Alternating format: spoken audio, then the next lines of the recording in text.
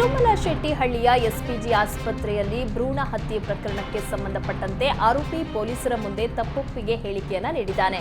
ಪೊಲೀಸರ ವಿಚಾರಣೆ ವೇಳೆ ಮಾಸ್ಟರ್ ಮೈಂಡ್ ಡಾಕ್ಟರ್ ಶ್ರೀನಿವಾಸ್ ವಿಚಾರಣೆ ನಡೆಸಲಾಯಿತು. ಆಗ ತಪ್ಪೊಪ್ಪಿಕೊಂಡಿದ್ದು ಕೆಲವರು ಹೆಣ್ಣು ಮಗು ಬೇಡವೆಂದಾಗ ಭ್ರೂಣ ಹತ್ಯೆ ಮಾಡಿದ್ದಾಗಿ ಒಪ್ಪಿಕೊಂಡಿದ್ದಾನೆ. ಇನ್ನು ಕೆಲವರು 9 ತಿಂಗಳ ಮಗು ಇದ್ರೂ ಮತ್ತೆ ಗರ್ಭಧಾರಣೆಯಾಗಿ ಅಬಾರ್ಷನ್ಗೆ ಬರ್ತಾ ಇದ್ರು, ಅಂತವರಿಗೆ ಭ್ರೂಣ ಹತ್ಯೆ ಮಾಡ್ತಾ ಇದ್ದೆ ಅಂತ ಬಾಯ್ಬಿಟ್ಟಿದ್ದಾನೆ. ಇನ್ನು ಶ್ರೀನಿವಾಸ್ ಅನಿತಾ ಎಂಬಾಕೆಯ ಜೊತೆ ಆಸ್ಪತ್ರೆಯ ಮಹಡಿಯಲ್ಲೇ ವಾಸವಿರೋದಾಗಿ ಮಾಹಿತಿ ನೀಡಿದ್ದಾನೆ. ಬೆಂಗಳೂರಲ್ಲಿ ಭ್ರೂಣ ಹತ್ಯೆ ಕೇಸ್ ಮುನ್ನೆಲೆಗೆ ಬರ್ತಾ ಇದ್ದಂತೆ ತಟಸ್ಥವಾಗುವಂತೆ ನರ್ಸ್ಗಳು ತಿಳಿಸಿದ್ರಂತೆ. ಆದರೆ ಹಳ್ಳಿ ಕಡೆ ಯಾರು ಬಂದು ನೋಡ್ತಾರೆ, ಬರುವವರ ಕಡೆ ಸ್ವಲ್ಪ ನಿಗಾ ವಹಿಸಿ ಕೆಲಸ ಮಾಡುವಂತೆ ಈ ಡಾಕ್ಟರ್ ಸಲಹೆ ನೀಡಿದ್ದಾನೆ. ಸದ್ಯ ಪೊಲೀಸರು ಲೆಡ್ಜರ್ ಬುಕ್ನಲ್ಲಿ ಸಹಿ ಹಾಕಿ ಆಸ್ಪತ್ರೆಗೆ ಪದೇ ಪದೇ ಬಂದಿರೋರ ಪತ್ತೆಗೆ ಮುಂದಾಗಿದ್ದಾರೆ. ಛತ್ತೀಸ್ಗಢದಲ್ಲಿ ಬಿಜೆಪಿ ಮಾಜಿ ಸಿಎಂ ರಮಣ್ ಸಿಂಗ್ ವಿಧಾನಸಭಾಧ್ಯಕ್ಷರ ಸ್ಥಾನಕ್ಕೆ ನಾಮಪತ್ರ ಸಲ್ಲಿಸಿದ್ದು ಅವಿರೋಧ ಆಯ್ಕೆಯಾಗಿರುವುದು ಬಹುತೇಕ ಖಚಿತವಾಗಿದೆ. ರಮಣ್ ಸಿಂಗ್ ಅವರಿಗೆ ಪ್ರತಿಪಕ್ಷದ ಭೂಪೇಲ್ ಬಘೇಲ್ ಬೆಂಬಲ ಸೂಚಿಸಿದ್ದಾರೆ. ರಾಜನಂದಗಾಂವ್ನಿಂದ ಸತತ 4 ಬಾರಿ ಶಾಸಕರಾಗಿರುವ ರಮಣ್ ಸಿಂಗ್ 2003 ರಿಂದ 2018ರವರೆಗೆ ಸತತ 3 ಬಾರಿ ಮುಖ್ಯಮಂತ್ರಿಯಾಗಿದ್ದರು. ಇತ್ತೀಚೆಗೆ ಅವರನ್ನ ಸಿಎಂ ಅಭ್ಯರ್ಥಿ ಎಂದು ಘೋಷಿಸದೆ ಗೆದ್ದ ನಂತರ ಸಿಎಂ ಪಟ್ಟ ನಿರಾಕರಿಸಲಾಗಿತ್ತು. ಗುಜರಾತ್ನ ಸೂರತ್ನಲ್ಲಿ ನಿರ್ಮಾಣಗೊಂಡಿರುವ ವಿಶ್ವದ ಅತಿ ದೊಡ್ಡ ಕಚೇರಿ ಸಂಕೀರ್ಣ ಡೈಮಂಡ್ ಬೋರ್ಸ್ ಅನ್ನುವ ಪ್ರಧಾನಿ ಮೋದಿ ಅವರು ಭಾನುವಾರ ಲೋಕಾರ್ಪಣೆ ಮಾಡಿದ್ರು. ಈ ವೇಳೆ ಮಾತನಾಡಿದ ಪ್ರಧಾನಿ ಮೋದಿ, ಸೂರತ್ನ ಕಿರೀಟಕ್ಕೆ ಮತ್ತೊಂದು ವಜ್ರ ಸೇರ್ಪಡೆಯಾಗಿದೆ. ಇಲ್ಲಿ ನಿರ್ಮಾಣಗೊಂಡಿರುವ ವಿಶ್ವದ ಅತಿ ದೊಡ್ಡ ಕಚೇರಿ ಸಂಕೀರ್ಣವಾದ ಡೈಮಂಡ್ ಬೋರ್ಸ್ ಭಾರತದ ಸಾಮರ್ಥ್ಯ ಮತ್ತು ದೃಢ ನಿಶ್ಚಯದ ಚಿಹ್ನೆ. ಇದು ದೇಶದ ಆರ್ಥಿಕತೆಯ ದಿಕ್ಕನ್ನೇ ಬದಲಿಸಬಲ್ಲದು. ಸೂರತ್ನ ವಜ್ರೋದ್ಯಮ ಈವರೆಗೂ 8 ಲಕ್ಷ ಜನರಿಗೆ ಉದ್ಯೋಗವನ್ನ ಕಲ್ಪಿಸಿದೆ. ಹೊಸ ಕಟ್ಟಡ ಉದ್ಘಾಟನೆ ಬಳಿಕ ಇನ್ನೂ 1.5 ಲಕ್ಷ ಜನರಿಗೆ ಉದ್ಯೋಗ ಸಿಗಲಿದೆ ಎಂದರು. ಕಳೆದ 80 ವರ್ಷಗಳಿಂದ ವಿಶ್ವದ ಅತಿ ದೊಡ್ಡ ಕಚೇರಿ ಸಮುಚ್ಚಯ ಎಂಬ ಹಿರಿಮೆ ಅಮೆರಿಕದ ಪೆಂಟಗಾನ್ ಹೆಸರಲ್ಲಿತ್ತು. ಆದರೆ ಇದೀಗ ಆ ಹಿರಿಮೆ ಸೂರತ್ನ ಡೈಮಂಡ್ ಬೋರ್ಸ್ ಕಚೇರಿಗೆ ಸಿಕ್ಕಿದೆ ಎಂದರು. ಮೆಟ್ರೋ ರೈಲಿನ ಬಾಗಿಲಿಗೆ ಸೀರೆ ಸಿಲುಕಿಕೊಂಡ ಪರಿಣಾಮ ಮಹಿಳೆಯೊಬ್ಬಳು ಪ್ಲಾಟ್ಫಾರ್ಮ್ ಮೇಲೆ ಬಿದ್ದು ಸಾವಿಗೀಡಾಗಿರುವ ಘಟನೆ ದೆಹಲಿಯ ಇಂದೋರ್ ಮೆಟ್ರೋ ಸ್ಟೇಷನ್ನಲ್ಲಿ ನಡೆದಿದೆ. ಸೀರೆಯು ರೈಲಿನ ಬಾಗಿಲಿಗೆ ಸಿಲುಕಿ ರೈಲು ಆಕೆಯನ್ನ 25 ಮೀಟರ್ ದೂರ ಪ್ಲಾಟ್ಫಾರ್ಮ್ ಮೇಲೆ ಎಳೆದೊಯ್ದ ಪರಿಣಾಮ ರೀನಾ ಎಂಬವಳಿಗೆ ಗಂಭೀರವಾದಂತಹ ಗಾಯಗಳಾಗಿತ್ತು. ಆಸ್ಪತ್ರೆಗೆ ದಾಖಲಿಸಲಾಯಿತಾದರೂ ಚಿಕಿತ್ಸೆ ಫಲಿಸದೆ ಮೃತಪಟ್ಟಿದ್ದಾರೆ. ಗೋಹತ್ಯೆ ನಿಷೇಧವಿದ್ರೂ ಅಕ್ರಮ ಕಸಾಯಿಖಾನೆಗಳು ತಲೆ ಎತ್ತುತ್ತಲೇ ಇದೆ. ಸಕ್ಕರೆ ನಾಡು ಮಂಡ್ಯದಲ್ಲಿ ಗೋವುಗಳ ಮಾರಣ ಹೋಮ ನಡೆಯುತ್ತಲೇ ಇದೆ. ಜಾನುವಾರುಗಳನ್ನ ಕೊಂದು ಅವುಗಳ ಮೂಳೆ ಮಾಂಸ ಸಂಗ್ರಹ ಮಾಡಲಾಗ್ತಾ ಇದೆ. ಜಿಲ್ಲೆಯ ತೂಬಿನಕೆರೆ ಹೊರವಲಯದ ಜಮೀನಿನಲ್ಲಿ ಅಕ್ರಮ ಗೋಡೌನ್ ಕಟ್ಟಿಸಲಾಗಿದ್ದು, ಗೋಡೌನ್ನಲ್ಲಿ 100 ಗೋವುಗಳ ಮೂಳೆ ಮಾಂಸ ಶೇಖರಣೆ ಮಾಡಲಾಗಿದೆ. ಗುಜರಿ ಹೆಸರಲ್ಲಿ ದಂಧೆಕೋರರು ಅಕ್ರಮ ನಡೆಸ್ತಾ ಇದ್ದು, ಕೊಳೆತ ವಾಸನೆ ಹೆಚ್ಚಾಗ್ತಾ ಇದ್ದಂತೆ ಅಕ್ಕಪಕ್ಕದಲ್ಲಿ ಅನುಮಾನ ಮೂಡಿದೆ. ಅಕ್ರಮವನ್ನ ಬಜರಂಗದಳ ಕಾರ್ಯಕರ್ತರು ಪತ್ತೆ ಹಚ್ಚಿದ್ದಾರೆ. ತೂಬಿನಕೆರೆ ಗ್ರಾಮದ ಲಿಂಗರಾಜು ಎಂಬುವವರ ಜಮೀನನ್ನ ದಂಧೆಕೋರರು ಬಾಡಿಗೆ ಪಡೆದಿದ್ದು, ಕಸಾಯಿಖಾನೆಯಲ್ಲಿ ಗೋಹತ್ಯೆ ನಡೆಸಿ ನಿರ್ಜನ ಪ್ರದೇಶದಲ್ಲಿ ಗೋಡೌನ್ನಲ್ಲಿ ಶೇಖರಣೆ ಮಾಡಿದ್ದಾರೆ. ಇನ್ನು ಗೋವುಗಳ ಮೂಳೆಯಿಂದ ಪೌಡರ್ ತಯಾರಿಸಿ ರಫ್ತು ಮಾಡ್ತಾ ಇದ್ದ ಆರೋಪವೂ ಕೇಳಿ ಬಂದಿದೆ. ಅಕ್ರಮ ಗೋಹತ್ಯೆ ಬಗ್ಗೆ ಮಾಹಿತಿ ನೀಡಿದ್ರು ಅಧಿಕಾರಿಗಳು ಕ್ರಮ ಕೈಗೊಂಡಿದ್ದು ಅಧಿಕಾರಿಗಳ ವಿರುದ್ಧ ಜನರು ಆಕ್ರೋಶವನ್ನ ಹೊರಹಾಕಿದ್ದಾರೆ. ಸಿಎಂ ಸಿದ್ದರಾಮಯ್ಯ ಚುನಾವಣಾ ಆಶ್ವಾಸನೆಗಳ ಕುರಿತು ಹೇಳಿದ್ದೆಲ್ಲ ಮಾಡೋಕೆ ಆಗತ್ತಾ? ಸಾಲ ಮನ್ನಾಕ್ಕೆ ನಾವು ಪ್ರಿಂಟಿಂಗ್ ಮಷಿನ್ ಇಟ್ಕೊಂಡಿದ್ದೀವಾ ಎಂದು ಹೇಳಿರುವಂತೆ ತಿರುಚಿದ ವಿಡಿಯೋ ಜಾಲತಾಣದಲ್ಲಿ ವೈರಲ್ ಆಗಿದೆ. ಬೆಳಗಾವಿ ಅಧಿವೇಶನದಲ್ಲಿ ಸಿಎಂ ಮಾತನಾಡಿದ ವಿಡಿಯೋವನ್ನ ಬಿಜೆಪಿ ಮಾಜಿ ಸಚಿವ ಸಿಟಿ ರವಿ ಹಾಗೂ ಅಶ್ವಥ್ ನಾರಾಯಣ್ ಸಾಮಾಜಿಕ ಜಾಲತಾಣಗಳಲ್ಲಿ ಹಂಚಿಕೊಂಡಿದ್ದಾರೆ. ಈ ಹಿನ್ನೆಲೆಯಲ್ಲಿ ಸಿಎಂ ಸಿದ್ದರಾಮಯ್ಯ ಇಬ್ಬರ ಮೇಲೂ ಕಿಡಿಕಾರಿದ್ದಾರೆ.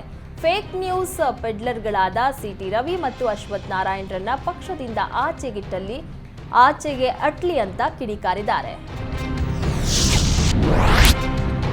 ಜಾತ್ಯತೀತ ಸರ್ಕಾರ ದೇವಸ್ಥಾನಗಳನ್ನ ನಡೆಸಲು ಸಾಧ್ಯವಿಲ್ಲ. ಧಾರ್ಮಿಕ ದತ್ತಿ ಇಲಾಖೆ ಅಡಿಯ ದೇವಸ್ಥಾನಗಳನ್ನ ಭಕ್ತರಿಗೆ ಒಪ್ಪಿಸಬೇಕು. ಕಾಣಿಕೆ ಹಣವನ್ನ ಹಿಂದೂ ಧಾರ್ಮಿಕ ಉದ್ದೇಶಕ್ಕೆ ಬಳಸಬೇಕು ಎಂದು ದೇವಸ್ಥಾನಗಳ ರಾಜ್ಯ ಮಟ್ಟದ ಪರಿಷತ್ ಸಭೆ ನಿರ್ಣಯ ಕೈಗೊಂಡಿದೆ.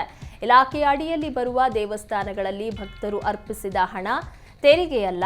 ಈ ಹಣದ ಮೇಲೆ ಯಾವುದೇ ಅಧಿಕಾರವಿಲ್ಲ. ಪ್ರಾಚೀನ ಹಾಗೂ ಪುರಾತತ್ವ ಇಲಾಖೆಯ ಅಡಿ ಬರುವ ದೇವಸ್ಥಾನಗಳ ಜೀರ್ಣೋದ್ಧಾರ ಮಾಡಲು ರಾಜ್ಯ ಸರ್ಕಾರ ಬಜೆಟ್ನಲ್ಲಿ ಹಣ ಮೀಸಲು ಇಡಬೇಕು ಅಂತ ಆಗ್ರಹಿಸಿದೆ.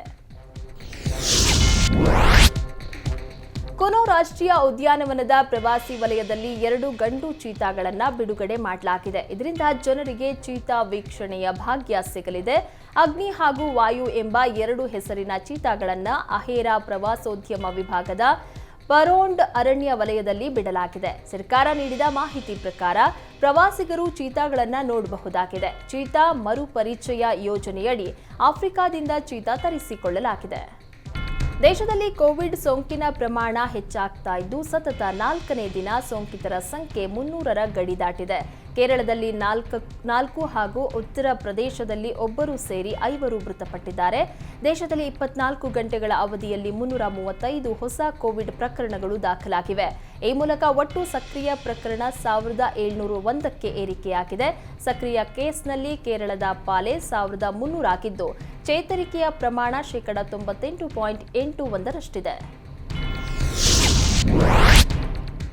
ಇತ್ತೀಚಿನ ಪಂಚರಾಜ್ಯ ಚುನಾವಣೆಯಲ್ಲಿ ಅನಿರೀಕ್ಷಿತ ಸೋಲು ಕಂಡ ಹಿನ್ನಡೆಯಲ್ಲಿರುವಂತಹ ಕಾಂಗ್ರೆಸ್ 2024ರ ಲೋಕಸಭಾ ಚುನಾವಣೆಗೆ ಸಜ್ಜಾಗುವ ನಿಟ್ಟಿನಲ್ಲಿ ಡಿಸೆಂಬರ್ 21ಕ್ಕೆ ಸಿಡಬ್ಲ್ಯೂಸಿ ಸಭೆಯನ್ನ ಕರೆದಿದೆ. ಸಭೆಯಲ್ಲಿ ಪಂಚರಾಜ್ಯ ಚುನಾವಣೆಗಳ ಪೈಕಿ 4 ರಾಜ್ಯಗಳಲ್ಲಿ ಸೋಲು, ಬಿಜೆಪಿ ನೇತೃತ್ವದ ಎನ್ಡಿಎ ಮೈತ್ರಿಕೂಟ ಹಣಿಯಲು ರೂಪಿಸಬೇಕಾದ ಕಾರ್ಯತಂತ್ರ, ಲೋಕಸಭಾ ಚುನಾವಣೆಯ ಪ್ರಚಾರ ಅಭಿಯಾನ, ಎನ್ಡಿಎ ಮೈತ್ರಿಕೂಟದ ಪಕ್ಷಗಳ ಜೊತೆ ಸೀಟು ಹಂಚಿಕೆ ವಿಷಯ ಮತ್ತು ರಾಹುಲ್ ಗಾಂಧಿಯವರ ಭಾರತ್ ಜೋಡೋ ಪಾದಯಾತ್ರೆ ಬಗ್ಗೆ ಚರ್ಚಿಸಲು ನಿರ್ಧರಿಸಲಾಗಿದೆ. ಡಿಸೆಂಬರ್ 21ರಂದು ದೆಹಲಿಯಲ್ಲಿ ಇಂಡಿಯಾ ಮೈತ್ರಿಕೂಟದ ಮಹತ್ವದ ಸಭೆ ನಿಗದಿಯಾಗಿದೆ. ಅದಾದ 2 ದಿನಗಳಲ್ಲಿ ದೆಹಲಿಯಲ್ಲಿ ಎಐಸಿಸಿ ಪ್ರಧಾನ ಕಚೇರಿಯಲ್ಲಿ ಸಿಡಬ್ಲ್ಯೂಸಿ ಸಭೆಯನ್ನ ಎಐಸಿಸಿ ಅಧ್ಯಕ್ಷ ಮಲ್ಲಿಕಾರ್ಜುನ ಖರ್ಗೆ ಕರೆದಿದ್ದಾರೆ. ಮಹಾರಾಷ್ಟ್ರದ ನಾಗ್ಪುರದಲ್ಲಿ ಸ್ಫೋಟಕ ಹಾಗೂ ರಕ್ಷಣಾ ತಯಾರಿಕಾ ಕಂಪನಿ ಸೋಲಾರ್ ಎಕ್ಸ್ಪ್ಲೋಸಿವ್ನಲ್ಲಿ ಸ್ಫೋಟಗೊಂಡ ಪರಿಣಾಮ 6 ಮಹಿಳೆಯರು ಸೇರಿ 9 ಜನ ಕಾರ್ಮಿಕರು ಬಲಿಯಾಗಿದ್ದಾರೆ. ದುರಂತದಲ್ಲಿ ಗಾಯಗೊಂಡ ಹಲವರನ್ನ ಆಸ್ಪತ್ರೆಗೆ ದಾಖಲಿಸಲಾಗಿದ್ದು ಹಲವರ ಸ್ಥಿತಿ ಗಂಭೀರವಾಗಿದೆ.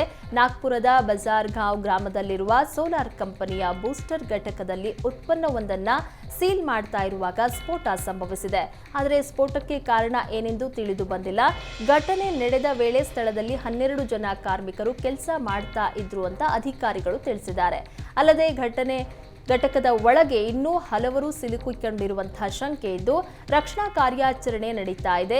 ಮಹಾರಾಷ್ಟ್ರ ಮುಖ್ಯಮಂತ್ರಿ ದೇವೇಂದ್ರ ಫಡ್ನವೀಸ್ ಮೃತರ ಕುಟುಂಬಕ್ಕೆ ತಲಾ 5 ಲಕ್ಷ ರೂಪಾಯಿ ಪರಿಹಾರ ಘೋಷಿಸಿದ್ದಾರೆ. ನೂತನ ಸಂಸತ್ ಭವನದಲ್ಲಿ ದುಷ್ಕರ್ಮಿಗಳು ಹೊಗೆ ಬಾಂಬ್ ಸಿಡಿಸಿದ ಪ್ರಕರಣದ ಪ್ರಾಥಮಿಕ ತನಿಖೆಯಲ್ಲಿ ಸಂಸತ್ ಭವನದ ಭದ್ರತಾ ವ್ಯವಸ್ಥೆಯಲ್ಲಿರುವ ಲೋಪಗಳು ಪತ್ತೆಯಾಗಿವೆ. ಸಂಸತ್ತಿನ ಭದ್ರತಾ ವ್ಯವಸ್ಥೆಯಲ್ಲಿನ ರಘುಬೀರ್ ಲಾಲ್ ಉತ್ತರ ಪ್ರದೇಶಕ್ಕೆ ವರ್ಗಾವಣೆಯಾಗಿದ್ದಾರೆ. ಅಲ್ಲಿಂದ ಈವರೆಗೆ ನಿರ್ದೇಶಕರ ಮಟ್ಟದ ಅಧಿಕಾರಿ ಬ್ರಿಜೇಶ್ ಸಿಂಗ್ ಭದ್ರತಾ ವ್ಯವಸ್ಥೆಯನ್ನ ತಾತ್ಕಾಲಿಕವಾಗಿ ನೋಡಿಕೊಳ್ತಾ ಇದ್ದಾರೆ. ಹೀಗಾಗಿ ಮುಖ್ಯಸ್ಥನ ಹುದ್ದೆ ಖಾಲಿ ಉಳಿದಿದೆ ಎಂದು ಮೂಲಗಳು ಹೇಳಿವೆ. ಭದ್ರತಾ ವ್ಯವಸ್ಥೆಯಲ್ಲಿ 40% ಸಿಬ್ಬಂದಿ ಕೊರತೆ ಇದೆ. ಸದ್ಯ 230 ಸಿಬ್ಬಂದಿ ಮಾತ್ರ ಭದ್ರತೆಗೆ ನಿಯೋಜನೆ ಆಗಿದ್ದಾರೆ ಅಂತ ತಿಳಿದು ಬಂದಿದೆ.